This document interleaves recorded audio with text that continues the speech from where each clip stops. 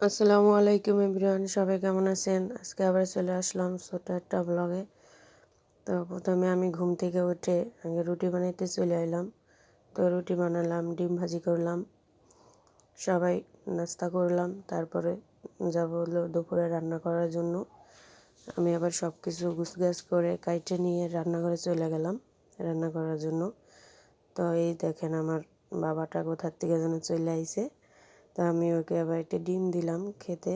দেখেন ডিম খাইতেছে আর আমার সাথে কথা বলতেছে, অনেক কথা বলে, গল্প করে আমার সাথে। তো আমি আবার রান্না করতেছি আর ওর কথা শুনতেছি, আমার কাছে বসে আছে অনেকক্ষণ ধরে। তারপর আমি দুপুরে আবার রান্না করবো, এর মধ্যে আবার আমার শ্বশুর বাজার থেকে মাছ নিয়ে চলে আইছে। তো আমি এই যে লাল শাক ভাজি করব প্রথমে, তারপরে লাউ দিয়ে চিংড়ি মাছ দিয়ে রান্না করব। আর হচ্ছে মাছ নিয়ে এসে আবার মাছ করতে হবে, তো এর জন্য তাড়াতাড়ি রান্না করতেছি। তো আমি রান্নাটা শেষ করেই মাছ করতে যাব, এই জন্য তাড়াহুড়া করতেছি। আমার শাশুড়ি আবার আছে ওইখানে, সে আবার মাছ করতে বসে গেছে। তো আমিও তাড়াতাড়ি শেষ করে তার কাছে গেলাম মাছ কাটার জন্য। তো মাছ করতে চলে এলাম বালতি। তো আমি চলে আসলাম মাছ করতে।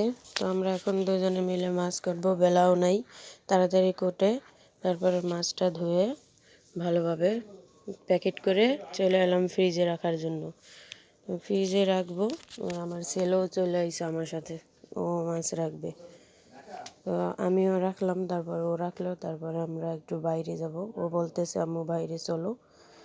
তো আমরা মাছ রাখার পরে একটু বাইরে গেলাম। তো বাইরে যেয়ে দেখে এখনও বেলা নেই, প্রায় সন্ধ্যা হয়ে আইছে। তো সন্ধ্যা হওয়ার পরে আমরা আবার ঘরেই চলে এলাম ওরে নিয়ে।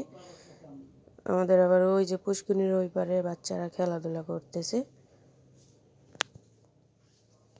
তো তারপরে আমরা আবার ঘরেই চলে এলাম। তো সন্ধ্যার পরে আবার দেখি মেহমান আসছে বাসায়, তো তাদের জন্য হালকা পাতলা কিছু খাবারের ব্যবস্থা করলাম।